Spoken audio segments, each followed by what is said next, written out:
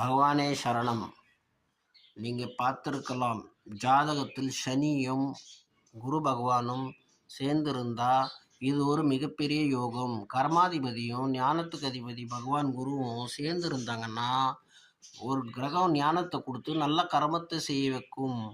பெரிய பெரிய வக்கீலுங்களுக்கெல்லாம் நீங்கள் பார்த்தீங்கன்னா இந்த மாதிரி சேர்ந்துருக்கும். பெரிய பெரிய ஜட்ஜுகளுக்கு பார்த்தீங்கன்னா சேர்ந்துருக்கும்.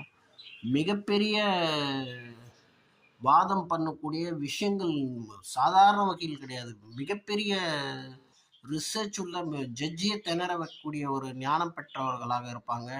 அந்த அளவு புத்திசாலியா இருப்பாங்க. ஏன்னா அந்த மாதிரி நல்ல கர்மத்தை செஞ்சு ஞானத்தை பெற்று ஃபர்ஸ்ட் கிளாஸாக வந்து வாதம் பண்ணுவாங்க. அவங்க வாதம் பண்ணும்போது அத்தனை பேரும் கேட்பாங்க. நீங்கள் பார்த்துருப்பீங்க, கலைஞர் பேசினாருன்னா எதிரி கூட அதை வந்து கேட்டுட்டு போவான். அவரோட எதிரின்னா அவரோட எதிர்ப்பு பார்ட்டி இருக்கிறவங்க கூட லைக் பண்ணுவான் அவரோட ஸ்பீச்சை. இது வந்துட்டு ஒரு எழுத்தாளரோ ஒரு ஆசிரியர் மாதிரி வந்து சில சப்ஜெக்ட் பேசும்போது எல்லாருக்கும் அது பிடிக்கும். அதே மாதிரி தான் இந்த மாதிரி விஷயங்கள் வந்து ரெண்டும் சேர்ந்து இருந்தாங்கன்னா மிகப்பெரிய யோகம்.